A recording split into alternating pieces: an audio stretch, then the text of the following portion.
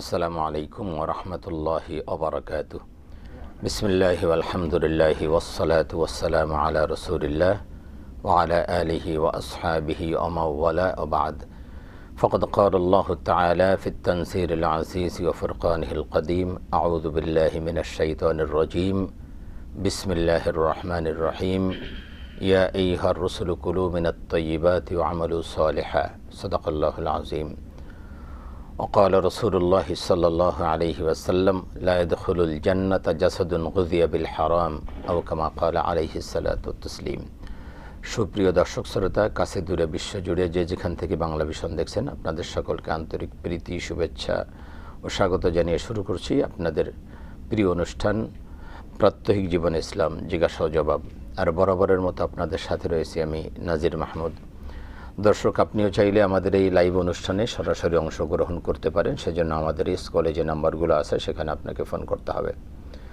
দর্শক, আপনারা অবগত আছেন যে প্রতি বৃহস্পতিবার ঠিক এই সময় আমরা আপনাদের সামনে উপস্থিত হই, সমসাময়িক গুরুত্বপূর্ণ অথবা জীবন ঘনিষ্ঠ কোনো বিষয় নিয়ে আলোচনা করি এবং আপনাদের প্রশ্নের জবাব দিয়ে থাকি। আজও আমরা তেমন একটি গুরুত্বপূর্ণ বিষয় নিয়ে আলোচনা করব, আর তা হলো আদর্শ পরিবার গঠনে হালাল রিজিকের ভূমিকা।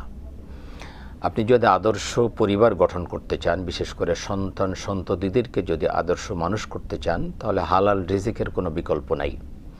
আপনি হারাম খাবেন, সন্তানদেরকে হারাম খাওয়াবেন আর সুসন্তান গঠন করবেন, এটা হতে পারে না।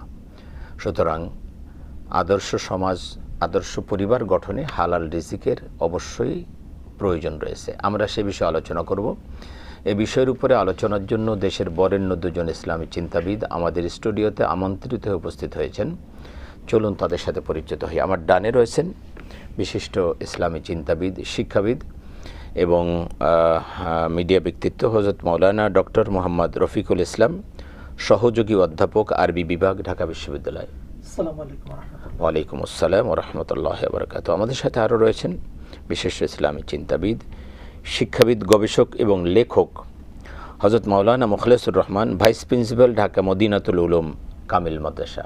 আসসালামু আলাইকুম ওয়া রাহমাতুল্লাহি ওয়া বারাকাতুহু। ওয়ালাইকুম আসসালাম ওয়া রাহমাতুল্লাহি ওয়া বারাকাতুহু। মোস্ট ওয়েলকাম আপনাদের উভয়কে। আমরা যে বিষয় নিয়ে আলোচনা করতে চাই যে আদর্শ সমাজ গঠনে হালাল, আদর্শ পরিবার গঠনে হালাল রিজিকের ভূমিকা। আমি একটি আয়াত বলেছি, আল্লাহ পাক কোরআনুল কারীমের মধ্যে বলছেন, ইয়া আইয়ুহার রাসূলু কুলু মিনাত তাইয়্যিবাতি ওয়া আমালু সালিহা।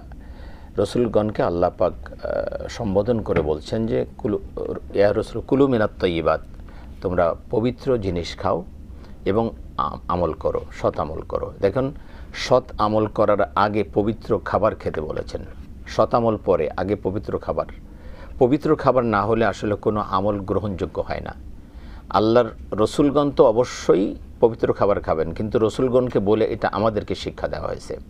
আর একটা হাদিস বলেছি, হাদিসটি হলো আল্লাহ রসুল সাল্লাল্লাহু আলাইহি ওয়াসাল্লাম বলছেন যে লা ইয়াদখুলুল জান্নাতা জাসাদুন, কোনো শরীর জান্নাতে প্রবেশ করবে না গুযিয়া বিল হারাম, যেটা হারাম দ্বারা লালিত পালিত হয়। যে শরীর হারাম দ্বারা লালিত পালিত হয় ওটা জান্নাতে প্রবেশ করবে না। আসুন আমরা জেনে নেই আমাদের অতিথিদের কাছ থেকে। আমি প্রথম ডক্টর রফিকুল ইসলাম আপনার কাছে আসছি। আজকে যে বিষয়টা নিয়ে আমরা আলোচনা করতে চাই, আদর্শ পরিবার গঠনে হালাল রিজিকের ভূমিকা। আপনি হালাল রিজিকের ব্যাপারে যদি আমাদের দর্শকদের জন্য কিছু বলতেন আগে। আলহামদুলিল্লাহি রাব্বিল আলামিন, ওয়াসসালাতু ওয়াসসালামু আলা আশরাফিল আমবিয়া ওয়াল মুরসালিন নবিয়িনা মুহাম্মদ ওয়া আলা আলিহি ওয়া সাহবিহি আজমাইন। আজকে আমাদের এই আয়োজনে সম্মানীয় সঞ্চালক, অতিথি এবং আপনারা যারা শুনছেন, মহান আল্লাহ তাআলা কালামে হাকিমকে এমনভাবে নাযিল করেছেন যে কালামে হাকিম সকল রকমের ইলমের ধারভার বহন করে, সব ধরনের ইলমের সার নির্যাস এই কোরআনে রয়েছে। তো আবার কোনো ইলমেরই বা কোনো বিষয়েরই পূর্ণ কিতাব নয়।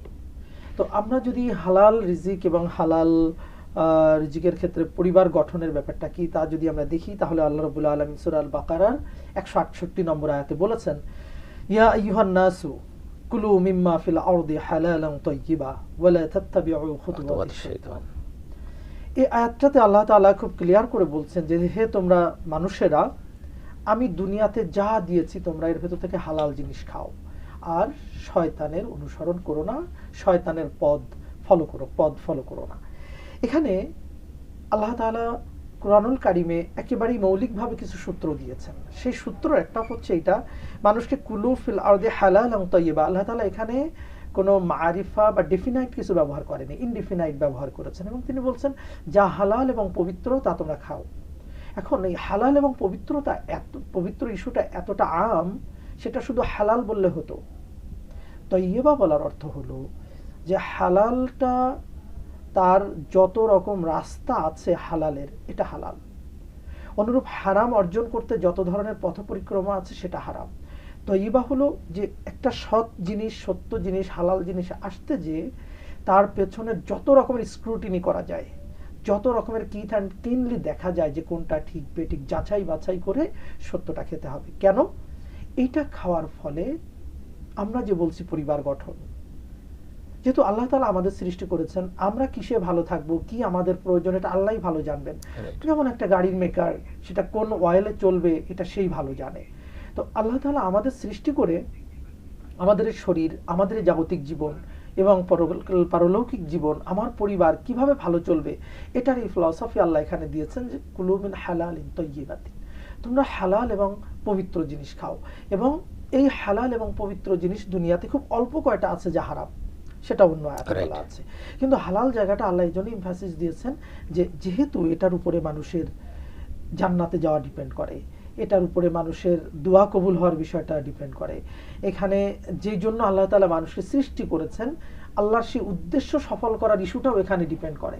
এই জন্য আল্লাহ তাআলা হালালের অংশটা দুনিয়াতে বেশি করেছেন। তবে হালালটার ক্ষেত্রে মানে সিরিয়াসলি নজর রাখা যে যেন কোনোভাবে হারাম ঢোকে না, এই জন্য আল্লাহ তাআলা হালালান তাইয়্যিবা বলেছেন। এবারে আমি যদি একটু আমার সম্মানীয় দর্শক শ্রোতাদের জন্য বলতে চাই যে এখানে একটা পরিবার প্রধানের ভূমিকাটা কেমন, সেটা হয়তো আরো আমরা আসবো।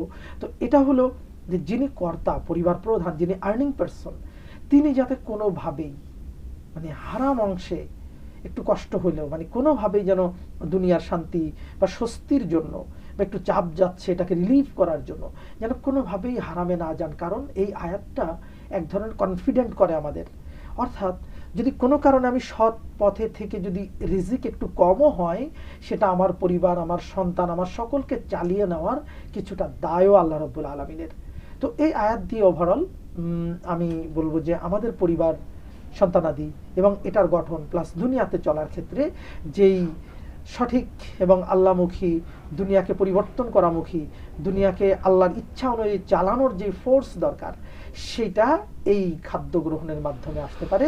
এবং আল্লাহ তাআলা আমাদের যে সকল সন্তানাদি দান করেন সেটা যদি হালাল ওয়েতে আসে, আমরা যদি চালাতে পারি, তাহলে ইনশাআল্লাহ একজন বাবা মা যা আশা করেন সন্তানকে নিয়ে, সেটা আল্লাহর রহমতে পুরো হওয়া সম্ভব। জি, ধন্যবাদ। আমি আবারও সময় পেলে আপনার কাছে আসবো। আমি মাওলানা মুখলিসুর রহমান আপনার কাছে আসছি। চমৎকার বলছিলেন আমাদের ডক্টর রফিকুল ইসলাম। আমরা যে বিষয় নিয়ে আজকে আলোচনা করছিলাম, হালাল রিজিক এবং পরিবার গঠনের একটা বিশাল ভূমিকা রয়েছে। আমরা যদি দেখি আল্লাহ পাক যে আয়াত এখানে নাজিল করেছেন মানুষের জন্য এবং যেটা উল্লেখ করেছে, ইয়া আইয়ুহান নাস কুলু মিম্মা ফিল আরদি হালালান তাইয়্যিবা, এখানে কিন্তু শুধু মোমেনদেরকে বলেন নাই, সমস্ত মানুষকে অ্যাড্রেস করেছেন। সমস্ত মানুষ, ইয়া আইয়ুহান নাস বলছেন এখানে, শুধু মোমেন নয়, মোমেন, কাফের, মুশরিক যারা আছে সমস্ত মানুষকে অ্যাড্রেস করে বলছেন যে হালালান তাইয়্যিবা, তোমরা যেটা হালাল এবং পবিত্র, যেটা হালাল সেটাই পবিত্র, যেটা পবিত্র সেটাই আসলে হালাল। তো হালালান তাইয়্যিবান আল্লাহ বলছেন যে এইটা তোমরা গ্রহণ করবে।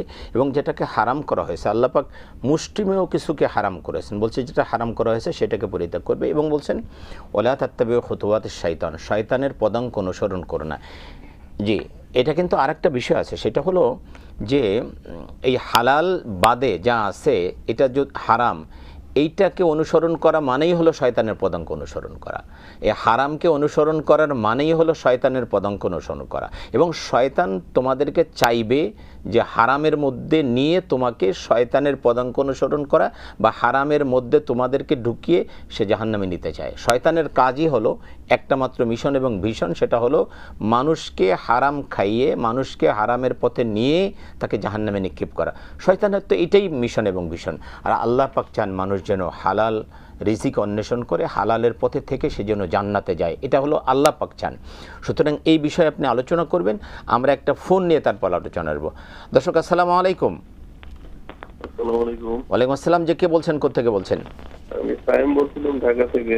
জি, আপনার প্রশ্ন। আমার তিনটি বিষয় জানার রয়েছে। প্রথমত আমি জানতে চাই যে আমাদের সমাজে কিছু প্রচলিত হারাম রয়েছে যেগুলো সবাই জানে যে হারাম, তারপরে ঢালাওভাবে অনেক মানুষকে যেগুলো করতে দেখা যায়, যেরকম ব্যাংকে টাকা রাখা বা সুদের সাথে সম্পৃক্ত থাকাটা হারাম, তারপরে অনেক মানুষ এটার সাথে সম্পৃক্ত। তো এই ধরনের আমাদের সমাজে আর কি কি হারাম রয়েছে এবং সেগুলো থেকে এরকম প্রচলিত হারাম থেকে বেঁচে থাকার উপায় কি? আর দ্বিতীয় আরেকটা বিষয় জানতে চাই যে আমরা তো সাধারণত অনেক সময় প্যান্ট, যেটা নাভির উপরে পরা নিয়ম, অনেক সময় দেখা যায় নাভির নিচে প্যান্ট যদি নেমে যায়, সেক্ষেত্রে যদি গেঞ্জি বা উপরে শার্ট পাঞ্জাবি থাকে, এই ক্ষেত্রে কি সমস্যা হবে কিনা, নামাজের ক্ষতি হবে কিনা বা নামাজে অবস্থায় হবে কিনা? তৃতীয় যে বিষয়টা জানতে চাই যে অনেক সময় আত্মীয়দের মধ্যে জমি জমা থেকে শুরু করে বিভিন্ন বিষয়ের সমস্যা, জটিলতা বা নিজেদের পরিচিত মানুষদের মধ্যেও যে সমস্যা হয় প্রতিবেশীর সাথে, এবং এই বিভিন্ন সমস্যার কারণে কথা বলা বন্ধ করে দেয়। এক মুসলমান ভাই আরেক মুসলমান ভাইয়ের সাথে তো আসলে কথা বন্ধ রাখাটা উচিত না। তো সেই ক্ষেত্রে আসলে ইসলাম কি বলে এবং কোন কোন ক্ষেত্রে আসলে অন্য মুসলিম ভাইয়ের সাথে কথা বলা থেকে বিরত থাকা যাবে, এরকম কিছু থাকে আমার একটু জানতে চাই। হ্যাঁ, আমি বুঝতে পেরেছি। আমাদের ভাই একেবারে জীবন ঘনিষ্ঠ তিনটি প্রশ্ন করেছে, আমরা ইনশাল্লাহ উত্তর দেব। মাওলানা মুখলিসুর রহমান, আপনি যদি আসলে এই প্রশ্নগুলোর উত্তর দিয়ে তারপরে যদি আলোচনায় যেতেন ভালো হতো। তিনি বলছেন প্রচলিত কিছু হারাম, যেটাকে আমরা হারাম মনে করছি না, যেমন ব্যাংকে প্রচলিত সুদ আছে ব্যাংকে, অথচ আমরা এটাকে ব্যাংকের সাথে একদম পুরোদমে লেনদেন করতেছি, আমরা এটাকে হারাম মনে করছি না। এবং এটাকে হারাম মনে না করার কারণেই বলা হয়েছে যে 1 দিরহাম পরিমাণ সুদ খাওয়া বা দেওয়া এটা 36 বার ব্যভিচার করার চেয়ে নিকৃষ্ট। কেন বলা হয়েছে? কারণ হারামকে সে হারাম মনে করতেছে না, সেটাকে হালাল মনে করতেছে। আর হারামকে হালাল মনে করা এটা ঈমান চলে যাওয়ার, এই জন্য এটার মধ্যে এত গুনাহ। আপনি বলবেন যে 1 দিরহাম পরিমাণ সুদ খাওয়া এটা 36 বার ব্যভিচারের চেয়ে নিকৃষ্ট কিভাবে হয়? কিভাবে হয়? এইভাবে হয়। কারণ হলো যে ব্যভিচার করতেছে সে কিন্তু বুঝতেছে যে আমি ব্যভিচার করতেছি, আমি গুনাহ করতেছি, এটা হারাম কাজ করতেছি। সে যত বড় পাপিষ্ঠ হোক, সে কিন্তু ব্যভিচার করার সময় সে বুঝে যে আমি গুনাহ করতেছি। কিন্তু যে হারাম খাচ্ছে, সুদ খাচ্ছে, সে সুদ খাওয়াকে গুনাহ মনে করতেছে না। এই গুনাহ মনে না করার কারণে তার ঈমান চলে যাচ্ছে। সুতরাং এই যে প্রচলিত ব্যাংকিং ব্যবস্থা বলেন, সমিতি বলেন, বিমা বলেন, বিভিন্নভাবে হারাম খাচ্ছে বা দিচ্ছে, এটা আপনি কি বলবেন? জি, আলহামদুলিল্লাহ, ওয়াসসালাতু ওয়াসসালামু আলা রাসূলিল্লাহ। আল্লাহ তাআলার দরবারে শুকর কৃতজ্ঞতা প্রকাশ করছি যে আমরা একটি চমৎকার অনুষ্ঠানে অংশগ্রহণ করতে পেরেছি এবং আমাদের প্রিয় দর্শক শ্রোতাদেরকেও ধন্যবাদ জানাচ্ছি আমাদের আজকের এই অনুষ্ঠানে অংশগ্রহণ করার জন্য। সম্মানিত সুধী, তো আজকের আলোচ্য বিষয়টা হচ্ছে আদর্শ পরিবার গঠনে হালাল রিজকের ভূমিকা। আল্লাহ পাক কালামে হাকিমের মধ্যে ব্যাপকভাবে এই ঘোষণাটি দিয়েছেন, ওমা মিন দাব্বাতিন ফিল আরদি ইল্লা আলাল্লাহি রিজকুহা। পৃথিবীতে বিচরণশীল সকল প্রাণীর খাবারের ব্যবস্থা আল্লাহ রাব্বুল আলামিন তিনি দায়িত্ব নিয়ে নিয়েছেন। অতএব প্রত্যেকটা মানুষ শরীয়তসম্মত উপায়ে হালালভাবে বৈধভাবে রিজিক অন্বেষণ করার ব্যবস্থা আল্লাহ কোরআনে কারিমের বিভিন্ন আয়াতে তিনি স্পষ্ট করেছেন।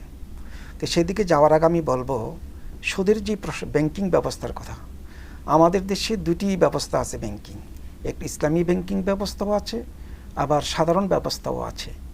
আমরা যেভাবেই বলি না কেন, সুদ সুদই, এবং সুদকে কেউ যদি হালাল মনে করে, আমাদের আকীদার কিতাবের মধ্যে রয়েছে ইস্তিহলালু কুফরুন, কেউ যদি হারামকে হালাল মনে করে এটা কুফরি, তার ঈমান নিয়ে তার প্রশ্ন আসবে। আর কেউ যদি এমনটা মনে করে যে সত্য হারাম কিন্তু আমি নিরুপায় হয়ে এদিকে যাচ্ছি, তার ঈমান বেঁচে যাবে। কিন্তু আমরা যদি যখনই সমাজের ভিতরে ব্যাপকভাবে যখন আপনার সুদের প্রবণতা যখন দেখা যায়, আর আমরা যদি সেটা ধীরে ধীরে হালাল করে নিই, তাহলে আমরা একজন মুসলিম হিসাবে ঈমান নিয়ে পৃথিবীতে বেঁচে থাকা এটা আমাদের জন্য কঠিন হয়ে পড়বে। এই জন্য কোনো প্রকারের হারামকে প্রশ্রয় দেওয়ার কোনো সুযোগ নেই। আল্লাহ পাক কোরআনে কারিমের মধ্যে বলেছেন, ওমা আতাকুমুর রাসূলু ফাখুযুহু ওমা নাহাকুম আনহু ফান্তাহু। আল্লাহ নবী সাল্লাল্লাহু আলাইহি ওয়াসাল্লাম মানব জাতির মুক্তির জন্য পজিটিভ যে জিনিসগুলো নিয়ে এসেছেন তোমরা সেটা গ্রহণ করো, আর যেগুলো বর্জনীয় সেগুলো তোমরা বর্জন করো। সেটা সুদ হতে পারে, সেটা দুর্নীতি হতে পারে, সেটা চাঁদাবাজি হতে পারে, সেটা ঘুষ হতে পারে, যে কোনো হারাম হোক না কেন সেটা আপনার কোনোটাকে প্রশ্রয় দেওয়ার কোনো সুযোগ নেই। বিশেষ করে সুদের ব্যাপারে বলা হয়েছে যে এক পরিমাণ দিনার পরিমাণ যদি কেউ সুদ খায় তাহলে 36 বার মায়ের সাথে জিনা করার সমান। এই কথা বলার মূল কারণ হচ্ছে আসলে এই সুদের মাধ্যমে মানব জাতির উপরে, সাধারণ মানুষের উপরে যে একটা মানে চাপ দেওয়া হয়, যে চক্রাকার হারে যে সুদটা খাওয়া, যেটা মানুষের জন্য অবশ্য অকল্যাণকর। এই কারণে কিন্তু এখানে অনেক কঠিনভাবে এই নির্দেশনা দেওয়া হয়। জি, আমাদের আমি একটু রফিকুল ইসলাম সাহেবের কাছে আসছি। প্রচলিত হারামের ব্যাপারে আমাদের ভাই জানতে চেয়েছেন, আমাদের প্রশ্নকর্তা। তো প্রচলিত আরও হারাম আছে, যেমন এই যে একটা উনি বলল ব্যাংকিং, যেমন ছেলে মেয়েরা বিবাহ বহির্ভূতভাবে সম্পর্ক করতেছে, একজন আরেকজনের সাথে ঘোরাঘুরি করতেছে, হাত ধরাধরি করতেছে, এটাও তো হারাম। আপনি কি বলবেন এই বিষয়গুলো? আলহামদুলিল্লাহ, অনেক জীবন ঘনিষ্ঠ এবং গুরুত্বপূর্ণ একটা কোশ্চেন। আসলে শয়তানের একটা চ্যালেঞ্জ হলো যে সে কিছু খারাপ জিনিস, হারাম জিনিসকে আমাদের কাছে খুব পজিটিভলি উপস্থাপন করে, এবং এই উপস্থাপন করে করে আমাদের কাছে একটা সহনীয় করে ফেলে। শয়তানের চ্যালেঞ্জ যেমন একটু আমরা আলোচনা করছিলাম যে আমাদের শেষ নিবাস জান্নাতে যাওয়া, আর সন্তান ওখানে শয়তান বাধা দেয়। তো হারামটা এমন যে ব্যাংকের সুদ মানুষের ভেতরে মোটামুটি চালু আছে, মদ হারাম এগুলো বেশ মানুষ ভালো করে জানে, বা এরকম বড় বড় যে হারামের কিছু ব্যাপার আছে। কিন্তু দেখেন, আমরা একদম যদি খোলামেলা বলি যে বিয়ে শাদীর সময় যে গায়ে হলুদ, এখানে যে ছেলে মেয়েদের একদম অবাধ মিক্সিং, এটা কিন্তু হারাম। তারপরে বিয়ে বাড়িতে সেটা হারাম, অবাধে মেলামেশা। এরপরে আমাদের বিবাহ বহির্ভূত যত ফোনিং রিলেশন, বা বিয়ের দিন তারিখ ঠিক হয়েছে, ইজাব কবুল হয়নি, মনে করে যে ঠিক আছে একটু কথা বলুক না, এটা হারাম। ইভেন পরিবার থেকে সহজে বলে হয় ঠিক আছে 1 মাস পরেই তো বিয়ে হবে, দুজন একটু বের হোক, একটু ঘোরাঘুরি করুক, জানুক চিনুক, এটা হারাম। খালাতো, মামাতো, চাচাতো, ভাই বোনের যে মিক্সচারটা, এটা তো আমরা কেউ খেয়ালই করি না অনেক ক্ষেত্রে, যেটা যে পাপের ইস্যু, এটা হারাম।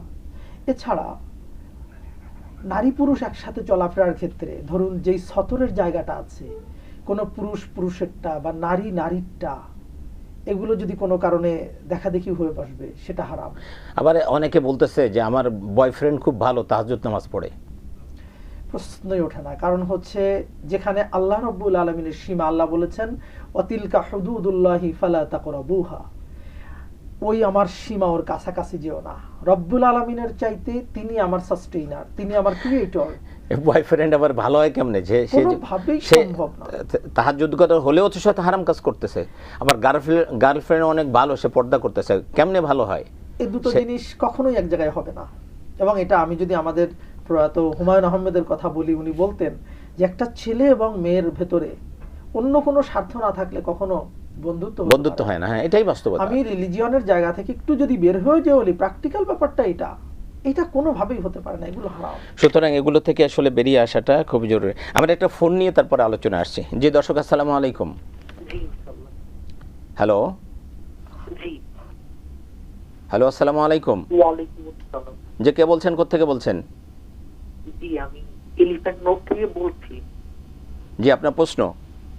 জি, আমার প্রশ্নটি হচ্ছে, আমি মানে কিছু গোপন গুনাহের সাথে জড়িত। আমি টেলিভিশনের কারণে, মোবাইলের কারণে গুনাহ ছাড়তে পারছি না। আর আমি মানসিক ব্যাধিতে আক্রান্ত, সূচিবায়ু রোগ আছে, আর আমি মানে কিছু কারণে বাবা মায়ের অবাধ্য সন্তান। আর আমার মানে মস্তিষ্কে, অন্তরে, শরীরেও রোগ ব্যাধি ছড়িয়ে পড়ার কারণে নামাজ, সিয়াম আমি ওই অবস্থা কুমন্ত্রণার কারণে পারছি না। গোপন গুনাহ এগুলো আমি কোনোভাবেই নিয়ন্ত্রণ করতে পারছি না। আমি খুব কষ্টে আছি। আপনি যদি ইনশাআল্লাহ সমাধান আমাকে বলতেন, সকলে উপকৃত হতো ইনশাআল্লাহ। জি, আপনি আমাদের সাথে থাকুন ভাই, আমরা ইনশাআল্লাহ আপনার প্রশ্নের জবাব দিব। তাহলে আসলে এই কথাগুলো, মানে আমার বয়ফ্রেন্ড খুব ভালো, তাহাজ্জুদ গুজার, আমার গার্লফ্রেন্ড খুব ভালো, সে পর্দা করে, মানে এইগুলো বলাটাও আসলে অত্যন্ত জঘন্য কাজ। কারণ বয়ফ্রেন্ড ভালো হইলে, তাহাজ্জুদ নামাজ পড়লে সে বয়ফ্রেন্ড হইতো না, সে এই কাজগুলি করতো না, কারণ এই বয়ফ্রেন্ড গার্লফ্রেন্ড এই জিনিসটাই হারাম। বয়ফ্রেন্ড বিয়ের আগে এই ধরনের রিলেশনটাই হলো হারাম। সুতরাং এইখান থেকে বেরিয়ে আসতে হবে। আর এই ধরনের যে কাজগুলি আছে, চমৎকার আপনি বলছেন যে গায়ে হলুদ, বিয়ে বাড়ির যে অবাধ মিক্সিং, যেটা এগুলো সবই হারাম কাজ। আমরা এটাকে হারাম মনেই করছি না। তবে নিজস্বভাবে মেয়েরা মেয়েদের অঙ্গনে, ছেলেরা ছেলেদের জায়গায় যদি বিয়ে একটা আনন্দের ইস্যু, সেখানে যদি করে সেটা কি? হ্যাঁ, এটা আমি সৌদি আরবে দেখছি। সৌদি আরবের বিবাহগুলোতে আমি দেখছি যে তারা আনন্দ করতেছে। বিবাহ আনন্দের বিষয়ে চমৎকার কথা বলছেন, কারণ আল্লাহ রাসূল সাল্লাল্লাহু আলাইহি ওয়াসাল্লাম এটা বলেছেন যে তো ছেলেরা ছেলেদের অঙ্গনে আনন্দ করছে, মেয়েরা মেয়েদের অঙ্গনে বাড়ির ভিতরে তারা তাদের মতো করে আনন্দ করতেছে। এটা করা জায়েজ আছে, এটা করতে পারবে। তবে একসাথে একেবারে অবাধে মেলামেশা করে এই যে এগুলো যেন না হয়, এদিকে আমাদেরকে খেয়াল রাখতে হবে। এটা হারাম। এই প্রচলিত হারামগুলো থেকে আমাদেরকে বেরিয়ে আসতে হবে। যেহেতু আমরা মুসলমান, আমাদের আলাদা একটা কৃষ্টি আছে, কালচার আছে, তাহজিব তামাদ্দুন আছে, আমাদেরকে সেদিকে লক্ষ্য রাখতে হবে। আমাদের এই বিষয়গুলো লক্ষ্য রাখা খুব জরুরি।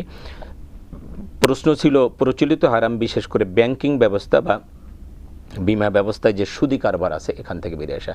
সুদ এমনই একটা মারাত্মক গুনাহ, আল্লাহ রাসূল সাল্লাল্লাহু আলাইহি ওয়াসাল্লাম বলছেন যে সুদের 69টি স্তর আছে, সুদের গুনার 69টি স্তর আছে। সর্বনিম্ন স্তর হলো নিজের মায়ের সাথে ব্যভিচার করা। আস্তাগফিরুল্লাহল আযীম। এর চেয়ে জঘন্যতম কথা আর কি হতে পারে বলেন? এটা হলো সর্বনিম্ন স্তর। তাহলে সর্বোচ্চ স্তর কোনটা? সর্বোচ্চ স্তর হলো আল্লাহ পাক কোরআনুল কারীমের মধ্যে বলছেন, ফাইল্লাম তাফআলু ফাআযানু বিহারবিন মিনাল্লাহি ওয়া রাসূলিহি। সুদ হারাম করা হয়েছে, এরপরেও যদি কোনো ব্যক্তি সুদের সাথে সম্পৃক্ত থাকে, সেজন্য আল্লাহ এবং তার রাসূলের সাথে যুদ্ধ করার জন্য প্রস্তুত থাকে। আস্তাগফিরুল্লাহল আযীম। আমরা যেন এর থেকে দূরে থাকি। একজন মুমিন ব্যক্তি কোনো অবস্থাতেই সুদের সাথে সম্পৃক্ত হতে পারে না। এটা মুমিনের সাথে যায় না। সে সুদ খাবে বা সুদ দিবে, এটা মোমেনের সাথে অন্তত যায় না। রাসূল পাক সাল্লাল্লাহু আলাইহি ওয়াসাল্লাম 4 শ্রেণীর মানুষকে লানাত করেছেন। লানা রাসূলুল্লাহ সাল্লাল্লাহু আলাইহি ওয়াসাল্লাম আকালা রিবা ওয়া মুকিলাহু ওয়া কাতিবাহু ওয়া শাহিদাহু। আল্লাহ রাসূল সাল্লাল্লাহু আলাইহি ওয়াসাল্লাম লানাত করেছেন যে সুদ খায়, যে সুদ দেয়, সুদের সাক্ষী, সুদের লেখক, 4 জনকে আল্লাহর হাবিব লানাত করেছেন এবং বলেছেন অকালাহুম সাওয়া, এই 4 জন সমান অপরাধী। সুতরাং সুদের সাথে কোনোভাবেই একজন মুমিন সম্পৃক্ত হতে পারে না। আল্লাহ পাক এর থেকে আমাদেরকে বেঁচে থাকার তৌফিক দান করুন। দ্বিতীয় প্রশ্ন করেছেন যেমন প্যান্ট টাকনুর নিচে পরে বা এই ধরনের, এটাও কিন্তু হারাম। টাকনুর নিচে প্যান্ট পরা এটাও হারাম। আমরা যেন পুরুষ, আমরা অনেকে দেখি নামাজের সময় হলে প্যান্ট টাকনুর উপরে গোটায় পরে, কিন্তু নামাজের উপরে, শুধু নামাজের সময় তো এটা হারাম নয়, সব সময়ের জন্য পুরুষের প্যান্ট টাকনুর নিচে পরা এটা হারাম। আমরা এর থেকে বেঁচে থাকবো। আরেকটা প্রশ্ন উনি করেছেন যে প্রতিবেশীর সাথে ঝগড়া হয়েছে বা কিছু হয়েছে, তো এটা কথা বন্ধ করে দিচ্ছে, কথা বলতেছে না। এই বিষয়টা আপনি বলবেন। আমি একটা ফোন নিয়ে কথা বলবো। দর্শক আসসালামু আলাইকুম। হ্যালো। ওয়ালাইকুম আসসালাম। যে কে বলছেন, কোত্থেকে বলছেন? আমি জালকাঠি থেকে বলছি, জালকাঠি সদর থেকে। জি বলেন। আচ্ছা, আমি দুটো বিয়ে করছি। 2010 সালে একটা বিয়ে করছি, পরে বিয়ে করার পরে আরেকটা বিয়ে করেছি। পরে আগের বউ আমাকে ডিভোর্স দিয়ে চলে গেছে, প্রায় 10 বছর হয়ে গেছে। এখন দ্বিতীয় বউর সাথে আমি সংসার করতে আছি এই 12 বছর ধরে। এক্ষেত্রে আমার কোনো পাপ পুণ্যের কথা জানতে চাই। জি, আপনি থাকেন আমাদের সাথে, ইনশাল্লাহ আমরা জবাব দিব। জি, আমাদের প্রথম যে ভাই ঢাকা থেকে প্রশ্ন করেছিলেন, তিনি বলছেন যে প্রতিবেশীর সাথে ঝগড়া হলো বা ইয়ে হলো, তো আর কথা বলা হচ্ছে না, কথা কতদিন বন্ধ করে রাখা যায় বা এটাকে গোনা হবে কিনা? জি, আল্লাহ সুবহানাহু ওয়া তাআলা কালামে হাকিমে ইরশাদ, ইন্নামাল মুমিনুনা ইখওয়া। মুমিনরা পরস্পর ভাই ভাই। যেই মুমিনরা পরস্পর ভাই ভাই, ভাইদের সাথে এত সুন্দর বন্ধন থাকার প্রয়োজন, সেক্ষেত্রে 3 দিনের বেশি কোনো অবস্থাতেই কোনো মুমিন পরস্পরের বিচ্ছেদ থাকতে পারে না, বিচ্ছিন্ন থাকতে পারে না। অতএব আমাদেরকে অবশ্যই এই গর্হিত কাজ থেকে আমাদেরকে বিরত থাকতে হবে। এবং আমরা প্রতিনিয়ত, আমরা মুমিন হিসাবে আমরা আমাদের সম্পর্ককে সুদৃঢ় করার জন্য আমাদের চেষ্টা থাকতে হবে। নবীজি সাল্লাল্লাহু আলাইহি ওয়াসাল্লাম এই ব্যাপারে ইরশাদ করেন, সিলমান কাতাআকা ওয়াফু আম্মান যালামাকা ওয়া আহসিন ইলা মান আসা ইলাই। যে ব্যক্তি তোমার সাথে সম্পর্ক কাট আপ করতে চায়, ছিন্ন করতে চায়, তুমি তার সাথে সম্পর্ক তুমি আরও গভীর করো। এরপরে বলেছেন ওয়াফু আম্মান যালামাক, কেউ যদি তোমার উপর অত্যাচার করে, অন্যায় অবিচার করে, তাকে তুমি ক্ষমা করে দাও। এবং ওয়াহসিন ইলামান আসা ইলাই, যে ব্যক্তি তোমার সাথে অসুন্দর আচরণ করবে তার সাথে তুমি সুন্দর আচরণ করো। অতএব প্রতিবেশী যদি তোমার সাথে কোনো খারাপ আচরণ করে, তোমার সাথে যে অভিমান করে, সে অভিমানকে পেছনে ফেলে আমাদেরকে ইমানকে টিকিয়ে রাখার জন্য, আমাদের বন্ধনকে টিকিয়ে রাখার জন্য আমাদের অবশ্যই এগিয়ে আসতে হবে। জি, ধন্যবাদ। আর বিষয়টা হলো যে আপনি 3 দিনের বেশি, তাই না, 3 দিনের বেশি কারোর সাথে কথা না বলে থাকতে পারবেন না। এবং আল্লাহ রাসূল সাল্লাল্লাহু আলাইহি ওয়াসাল্লাম বলেন যে যখন তোমাদের কারোর মধ্যে এই ধরনের ঝগড়া ফাসাদ হয়, তো এরপরে যে আগে সালাম দিবে, অর্থাৎ যে আগে সালাম দেবে সে হলো উত্তম। সুতরাং আপনি উত্তম হবেন, আপনি আগে সালাম দিয়ে তার সাথে কথা বলবেন এবং রাগ ভেঙে দিবেন। রাগ হতেই পারে, এক জায়গায় থাকলে এরকম হতেই পারে, হলে আপনি 3 দিনের বেশি যেন এটা না যায়, খবরদার। তো 3 দিনের মধ্যে আপনি যেটা করবেন, আপনি আগে সালাম দিবেন, আগে সালাম দিয়ে তার সাথে কুশল বিনিময় করবেন, দেখবেন যে রাগ চলে গেছে এবং আপনাদের মধ্যে আবার আগের মতো ভালোবাসা চলে আসবে। এবং 3 দিনের বেশি এরকম থাকাটা এটা নিষিদ্ধ, এটা হারাম, এটা আমরা যেন না করি, খবরদার। এলিফ্যান্ট রোড থেকে আমাদের এক ভাই প্রশ্ন করেছেন, খুবই গুরুত্বপূর্ণ এবং জীবন ঘনিষ্ঠ। ডক্টর রফিকুল ইসলাম, আপনার কাছে আসছি। তিনি বলছেন যে আমি গোপন গুনাহের সাথে জড়িত, এবং এই গোপন গুনাহের সাথে অনেকে জড়িত, এবং বর্তমানে উনি যেটা বলছেন যে মোবাইলের মাধ্যমে হোক, এই বিশেষ করে মোবাইলের মাধ্যমে এই গোপন গুনাহের সাথে অধিকাংশ মানুষ জড়িত। উনি সেই কথাটা বলছেন যে আমি এখন এটা ছাড়তে পারছি না, এটা একটা ইয়ের মতো হয়ে গেছে, এটা কি বলে, নেশার মতো হয়ে গেছে তার, এবং অনেক ইয়ের সাথে তিনি জড়িয়ে পড়েছেন। সেই জন্য বলছেন যে আমি অসুস্থ হয়ে যাচ্ছি, দিন দিন আমি অসুস্থ হয়ে যাচ্ছি, এখন আমি কি করতে পারি, আমাকে একটু পরামর্শ দিলে আমি খুব উপকৃত হতাম। ধন্যবাদ। আমরা সম্প্রতি ঢাকা বিশ্ববিদ্যালয়েও কিছু ব্যাপার এরকম আমরা ফেস করছি, আপনারা জানেন। এটার প্রথমত আমি বলবো যে কোরআনিক এবং সুন্নাটিক যেই অ্যাপ্রোচ আছে, তার প্রথমটাই হচ্ছে ব্যক্তিকে এক ব্যাপারে একটা দৃঢ় সিদ্ধান্ত নিতে হবে যে আমি এটা করবই না। এটা হলো প্রথমত ব্যক্তির ইস্যু। নাম্বার 2, মানুষ যখন ভুল করে তখন ও মনে করে ভুল তো আমি করেছি, তো আরো ভুল করে আমি শেষ হয়ে যাই। কিন্তু এইখানেই আল্লাহ রাব্বুল আলামিন অসম্ভব রকমের রহমতের একেবারে ডালা নিয়ে মানুষের সামনে দাঁড়িয়েছেন। আল্লাহ বলছেন, কুল ইয়া ইবাদিয়াল্লাযীনা আসরাফু আলা আনফুসিহিম লা তাকনাতু মির রাহমাতিল্লাহ ইন্নাল্লাহা ইয়াগফিরুয যুনুবা জামিআ ইন্নাহু হুয়াল গফুরুর রহিম। আমার যে ভাই কোশ্চেন করেছেন, এটা ভাইয়ের একার কোশ্চেন হলেও এই কোশ্চেন আরো অনেকের হয়তো কেউ করে না। তো আমি আল্লাহ রাব্বুল আলামিনের পক্ষ থেকে আল্লাহর কথার মাধ্যমে সুসংবাদ দিতে চাই। আল্লাহ বলতেছেন যে হে আমার ইবাদি বলে ডেকেছেন, হে আমার বান্দা, যে মনে করেছো নিজেকে শেষ করে দিবা পাপ করে করে, আর বাঁচার আশা করছো না, আল্লাহ বলতেছেন তুমি আমার রহমত থেকে নিরাশ হও। এখানে একটা বিষয় আমি একটু আপনার সাথে অ্যাড করছি, সেটা হলো যে ইয়া ইবাদিয়াল্লাযীনা আসরাফু, আসরাফু মানে হলো যে সীমা লঙ্ঘন করে ফেলেছে। আজলামু বলেন নাই, আজলামু মানে হলো যে গুনাহ করেছে, সীমা লঙ্ঘন করেন নাই। কিন্তু আসরাফু মানে হলো যে সীমা লঙ্ঘন করেছে। এখানে একটা জিনিস বিষয় হলো যে সীমা লঙ্ঘন করার পরেও দয়াময় আল্লাহ বলতেছেন ইয়া ইবাদি, হে আমার বান্দা। মানে আল্লাহ কতটা ভালোবাসেন আমাদেরকে, আল্লাহু আকবার, যে সীমা লঙ্ঘন করার পরেও আল্লাহ বলতেছেন হে আমার বান্দা। আল্লাহু আকবার। জি, আপনি বলেন। এক্ষেত্রে আল্লাহ রাব্বুল আলামিনের এই রহমতকে সামনে নিয়ে আমি বলবো, আমার যে ভাই বলেছেন, আপনি রিমিডির জন্য বা এ থেকে বাঁচার জন্য আধুনিক কাউন্সিলররা অনেক কিছু বলবে, যারা আমাদের সোশ্যাল সাইকোলজি মনোজগতে আছেন। আমি বলবো আজকে রাত থেকেই আমার ভাই যেন দেরি না করে, বা আমাদের যাদের আছে, একদম জায়নামাজ নিয়ে তাহাজ্জুদের জায়গায় আমরা দাঁড়িয়ে যাই।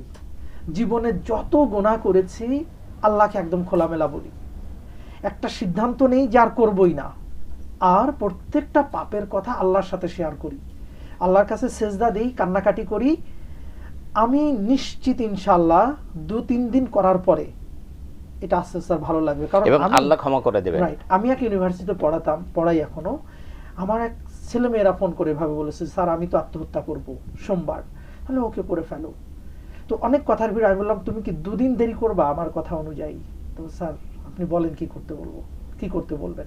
আমি বলেছি যত পাপ করেছো, অনেক সময় মুহতারাম এই পাপের কথা মানুষের কাছে, কারোর কাছে বলতে না পেরে সে নিজেকে শেষ করে দিচ্ছে। তার যদি একটা ভেন্টিলেশন হয়, সে যদি আল্লাহর কাছে বলতে পারে একবার, সে আস্তে আস্তে হালকা হয়ে যাবে।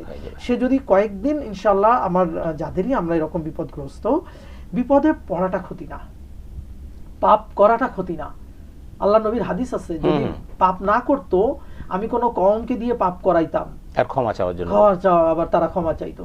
তা আমি আমার এই ভাইকে সহ আমরা, আল্লাহ আমাদের মাফ করুন যাদের একটু অসুবিধা হয়, আজ রাত থেকে আল্লাহর কাছে আমরা তওবা করতে লাগি, আমরা একটু আল্লাহর কাছে তাহাজ্জুদ পড়ে আল্লাহর কাছে কান্নাকাটি করি।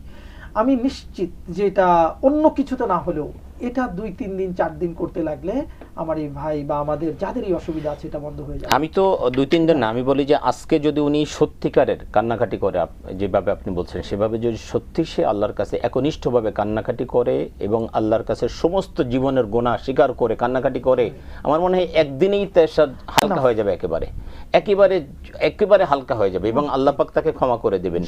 আল্লাহ রাব্বুল আলামিন বলছেন যে লা তাকনাতু মির রাহমাতিল্লাহ, আমার রহমত থেকে তুমি বঞ্চিত হয়ে যাও না। তুমি কত গুনাহ করছো, তুমি গুনাহ করতে করতে করতে করতে আকাশ সমান করে ফেলেছো, ওর চেয়ে বেশি ক্ষমা আমার কাছে আছে। তুমি কত গুনাহ করেছো, তোমার গুনাহ পরিমাপ করা যায়, তোমার গুনাহ পরিমাপ করা যায়, গণনা করা যায়, কিন্তু আমার কাছে এত ক্ষমা আছে যেটার কোনো সীমা নাই। এবং শেখ একটা হাদিসে কুদসি আছে, জি জি, আনা বিযন্নি আবদি বি, হ্যাঁ রাইট রাইট, আমার বান্দা আমার কাছে যেভাবে কল্পনা করে আমি আমার বান্দার কাছে সেরকম রাইট। সো আমি আপনি পাপ করে ফেললো, আমি চাইবো আল্লাহ আমাকে মাফ করে দেন, আমি জোর করবো আল্লাহকে যে আল্লাহ আমাকে মাফ করে দিতে হবে। ওই হাদিসে বলা হয়েছে বান্দা যদি 1 বিঘা হেঁটে আসে আল্লাহ দৌড়ে আসেন, বান্দা 1 বিঘা তাকালে আল্লাহ 1 হাত আগায় আসেন। সুতরাং আল্লাহকে শুধু ডাকার দরকার। অন্য আয়াতে রয়েছে ফালিয়াস্তাজিবু লি ওয়ালিউমিনু বি লাআল্লাহুম ইয়ারশুদুন।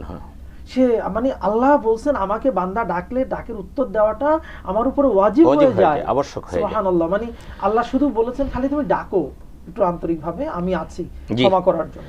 আমরা একটা ফোন নিয়ে ইনশাআল্লাহ অনুষ্ঠানে আলোচনা শুরু করব।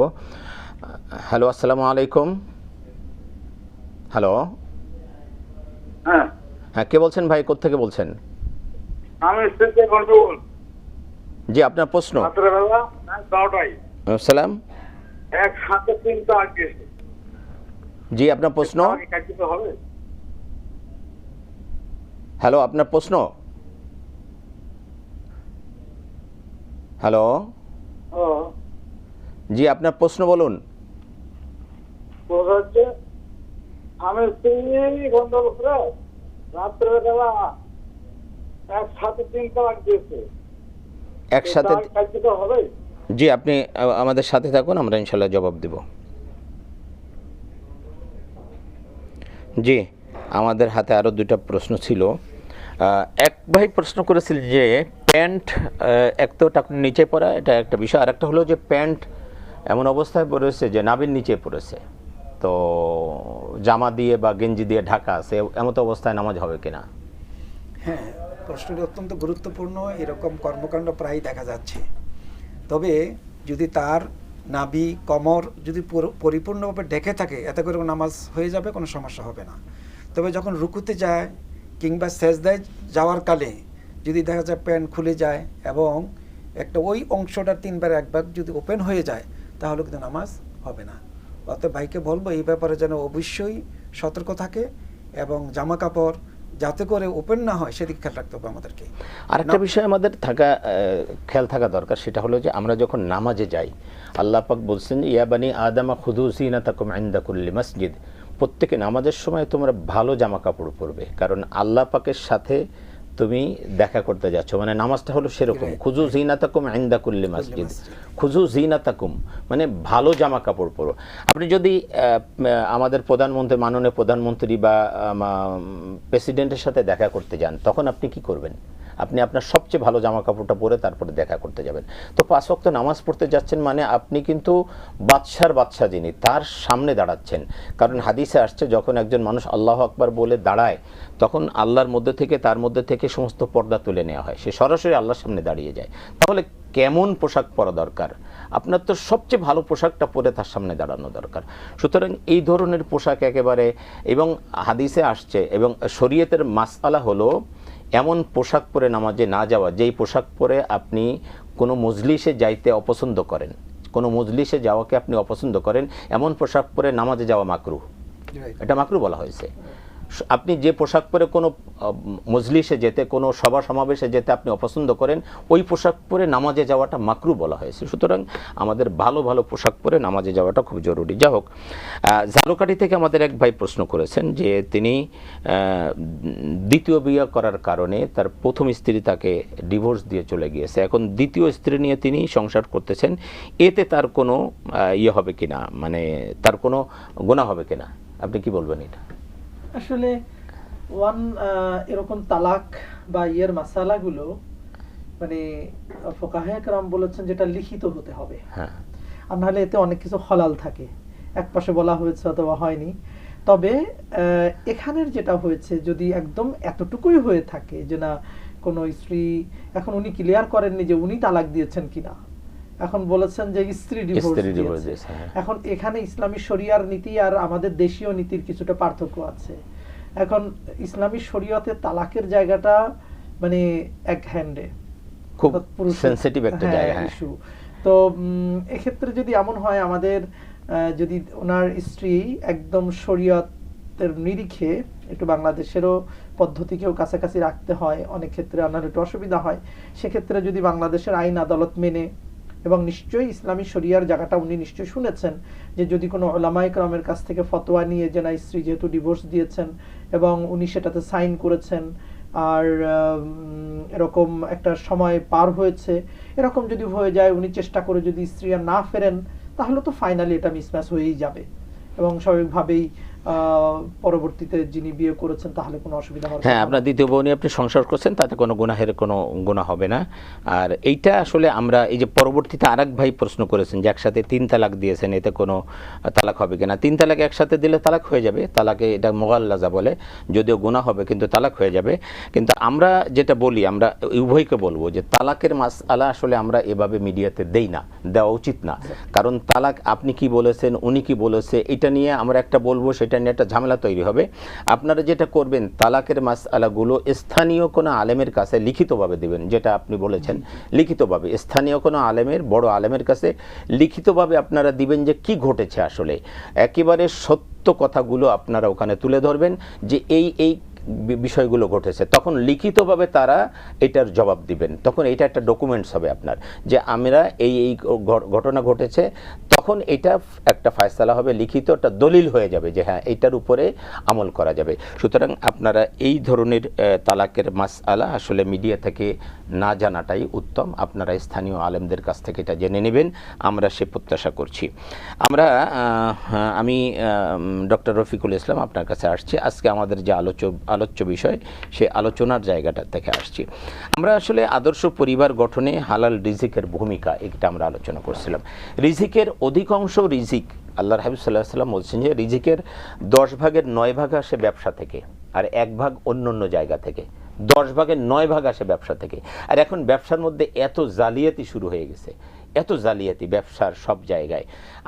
আপনি কি বলবেন এই যে ব্যবসার মধ্যে যে হারাম আমাদের প্রত্যেকটা পরিবারের মধ্যে ঢুকে যাচ্ছে, মালে ওজনে কম দিচ্ছে, নেওয়ার সময় বেশি নিচ্ছে, ফরমালিন মিশাচ্ছে, তারপরে মিথ্যা কথা বলে ব্যবসা করতেছে, মানে এই বিষয়গুলো, এটা সবটাকে হারাম হয়ে যাচ্ছে না, বা এই বিষয়গুলোকে আপনি বলবেন কিনা একটু? ধন্যবাদ। খুব কন্টেম্পোরারি একটা ইস্যু। আসলে ব্যবসা আমরা কেন করছি আর এখানে কেন হারাম মিশাচ্ছে? আর ব্যবসা তো অত্যন্ত উঁচু মানের একটা কাজ, মানে আল্লাহ রাসূল নিজেও ব্যবসা করেছেন এবং ব্যবসায়ীদেরকে শহীদদের সাথে হাবিবুল্লাহ বলা হয়েছে, যিনি ব্যবসায়ী, ব্যবসা করে উপার্জন করেন, তিনি আল্লাহর বন্ধু। ইভেন হাদিসে আরো রয়েছে অনেক হাদিস, ব্যবসায়ীদের হাসর হবে শহীদদের সাথে, এরকম বলা হয়েছে। এখন এটা কোন ব্যবসা? আল্লাহ তাআলা পুরো লাইফ সাইকেলকেও ব্যবসার সাথে তুলনা করেছেন। আল্লাহ তাআলা আমাদের সাথে যে জান্নাতের হিসাব বিনিময় করেছেন বা আমাদেরকে জান্নাতে দিবেন, আল্লাহ তাআলা এটাও ব্যবসার সাথে তুলনা করেছেন। ব্যবসা জিনিসটা অনেক বড় কিছুই, এবং আল্লাহ তাআলা, আল্লাহর হাবিব সাল্লাল্লাহু আলাইহি সাল্লাম সেটা বলেছেন। এখন এই যে আমাদের হারাম করাটা আমরা কেন করতে গেলাম? আমি যদি বলি যে একজন ব্যবসায়ী কখন হারাম করেন, নিশ্চয়ই কোনো একটা বড় চিন্তা থেকে, তার ছেলে মেয়ের জন্য, তার ওয়াইফের জন্য, অথবা ভাইস ভার্সা, তার কোনো নারী হয়তো তার স্বামীর জন্য, সন্তানাদির জন্য। এই যে চিন্তাগুলো করা হয় ব্যবসার ক্ষেত্রে, লাভটা কি দিন শেষে, প্রফিটটা আমার কি? আমার প্রফিটটা থাকে, টার্গেট থাকে, আমি দুনিয়াতে একটু ভালো থাকবো, আমার গাড়ি হবে, বাড়ি হবে, এই। কিন্তু আল্লাহ তাআলা তো এখানে অন্য কথা বলেছেন। আল্লাহ তাআলা এত কষ্ট করে উপার্জন করে এলোমেলো করে তো আল্লাহ বলেনি। আল্লাহ বলছেন ওমাই ইয়াত্তাকিল্লাহা ইয়াজআল লাহু মাখরাজা ওয়া ইয়ারযুকহু মিন হাইথু লা ইয়াহতাসিব। আল্লাহ বলছে তোমার এত কষ্ট করার দরকার নেই, তুমি আল্লাহকে ভয় করো, তাহলেই আমি তোমার রিজিকের জায়গা বের করে দিব, এবং এমন জায়গা থেকে রিজিক হবে যা তুমি কল্পনাও করতে পারছো না। নাম্বার 2, আমরা উপার্জনের জন্য হারাম করছি, ছেলে মেয়ে সন্তান ইত্যাদি ভালো রাখবো বলে। কিন্তু আল্লাহর নবী বলতেছেন যে যেই বাবা, যে উপার্জনক্ষম ব্যক্তি একটা একটা একটা দানা পরিমাণ কিছু উপার্জন করে এবং সওয়াবের নিয়ত করে, আল্লাহ বলছেন এটা তার জন্য সাদাকা। আল্লাহ নবী বলছেন। তাহলে যে ভাই আমার ব্যবসা করছেন, বা আমরা যারা ব্যবসায় ভেজাল দিচ্ছি বা ব্যবসায় হারাম ঢুকাচ্ছি, আমার তো একটা প্রফিট থাকতে হবে, আমার একটা টার্গেট থাকতে হবে যে কোন লাভের জন্য। তা আমি যদি সকল কিছুই পাই ইসলামের আলোকে, কোরআন হাদিসটাকে শুনি, তাহলে আমি কেন ওদিকে যাব? এটার মূল দায় হচ্ছে ওই কর্তা ব্যক্তির যে আর্ন করে। তো আগের কথার মতো আমি বলবো, যদি ইনশাআল্লাহ তিনি কনফিডেন্ট হন যে no, I will not take part in a subversive work, in a হারাম, দেন এটা যথেষ্ট হয়ে যাবে তার জন্য। আল্লাহ তার অন্য পথ। জি, ধন্যবাদ, অনেক চমৎকার কথা বলেছেন। আসলে এই জায়গাটা আমাদের থাকা দরকার যে আমি আল্লাহকে ভয় করে চলবো। আর আল্লাহকে ভয় করে চললে আল্লাহর ওয়াদা হলো যে আমি এমন জায়গা থেকে তোমাকে রিজিকের ব্যবস্থা করবো যে তুমি নিজে কল্পনাও করতে পারতেছো না, তুমি নিজে চিন্তাও করো না, এমন জায়গা থেকে আমি তোমার রিজিকের ব্যবস্থা করব। সুতরাং আল্লাহকে ভয় করে চলা। জি মুখলিসুর রহমান, আমি বলবো আমাদের আগেকার যুগের আমাদের পূর্বসূরীরা যারা ছিলেন, এইখানে আমাদের মা বোনেরা, পুরুষেরা যখন বাইরে যেত তখন তাদেরকে বলে দিত যে আমরা একবেলা না খেয়ে থাকবো, আমরা দুবেলা না খেয়ে থাকবো, তবু আপনি হারামের কাছে যাবেন না। মা বোনেরা তার স্বামীকে বলে দিত যে আপনি ব্যবসা করতে যাচ্ছেন বা আপনি যা কাজ করতে যাচ্ছেন, আপনি মনে রাখেন আমরা দুবেলা না খেয়ে থাকতে রাজি আছি, তবু আপনি ঘরে হারাম কোনো কিছু আনবেন না। এটা ছিল নারীদের কথা। আপনি কি বলবেন যে এখন বা এখনের নারীরা আরো বলে যে কি করো তুমি, তোমার নিচে চাকরি করে সে এত এত কিছু করে ফেলতেছে, তুমি কি করতেছো? আপনি কি বলবেন যে আসলে এই জায়গাটা কি করা দরকার? আসল বিষয় হচ্ছে কি, আল্লাহ রাসূল সাল্লাল্লাহু আলাইহি ওয়াসাল্লাম ইরশাদ করেন, কুল্লু মাউলুদিন ইউলাদু আলাল ফিতরা ফাআবাবাহু ইউহাব্বিদানিহি ওয়া ইউনাসসিরানি ওয়া ইউমাজ্জিসানি। পৃথিবীতে প্রত্যেকটা শিশুর জন্ম হয় দ্বীনি আদর্শ নিয়ে, কিন্তু পরবর্তীতে তার বাবা মাই কিন্তু সেই সন্তানদেরকে ইহুদি বানায়, খ্রিস্টান বানায়, নাস্তিক বানায়, নায়িকা বানায়, গায়িকা বানায়। তেন মূল বিষয়টা হচ্ছে অভিভাবক যদি যেটা ওমাইয়াত্তাকিল্লাহ ইয়াজআল লাহু মাখরাজা, অভিভাবক যদি আল্লাহকে ভয় করে, আল্লাহর ভয় ভীতি যদি হৃদয়ে ধারণ করে, তাহলে তার হারামের চিন্তা আসবে না। এই জন্য মূল শক্তি হলো অভিভাবক। অভিভাবকরা যদি অনেস্ট হয় তাহলে সুন্দর আদর্শ বা পরিবার গঠন করা সম্ভব। এই ব্যাপারে আরেকটা হাদিস আমি আপনার কাছে উপস্থাপন করছি। হযরত নোমান ইবনে কাওকাল রাদিয়াল্লাহু তাআলা আনহু, মুসলিম শরীফের হাদিস, তিনি নবীজির দরবারে এসে বললেন, ইয়া রাসূলুল্লাহ সাল্লাইতু সালাওয়াতুল খামস, আমি 5 ওয়াক্ত নামাজ আদায় করি, ওয়া হালালতুল হালালা, হালালকে আমি হারাম মনে করি, ও হারামতুল হারামা, হারামকে আমি হারাম মনে করি। আমি হালাল খাই, আমি হারাম বর্জন করি, 5 ওয়াক্ত নামাজ পড়ি। আমার পারিবারিক মেম্বার অনেক, আমি এর বাহিরে আর কোনো কাজ করার আমার আর সুযোগ হয় না। আদখুলুল জান্নাহ, আমি কি এইটুকু আমলদার আমি জান্নাতে যেতে পারি? নবীজি সাল্লাল্লাহু আলাইহি ওয়াসাল্লাম বললেন, তুমি যদি তোমার কথা সত্যি সত্যি তুমি বলে থাকো, তাহলে তোমার জান্নাতের গ্যারান্টি আমি দিচ্ছি। আল্লাহু আকবার। তাহলে যে হালাল আর হারাম এই দুটোর ভিতরে যদি আমরা প্রভেদ করে যদি আমরা চলতে পারি, নিজের জীবনের জন্য যদি আমরা বর্জন করতে পারি, তা আমাদের জন্য জান্নাত। জি ধন্যবাদ। আমি আসলে আর সময় দিতে পারছি না, আমরা আসলে এই জায়গাটাই আসলে আমাদের থাকা দরকার। আল্লাহ পাক আমাদের সকলকে হালাল এবং হারাম বেছে চলার তৌফিক দান করুন, আমরা যেন হালালের উপরে থাকতে পারি, হারামকে বর্জন করে চলতে পারি। আল্লাহ পাক আমাদেরকে সেই তৌফিক দান করুন।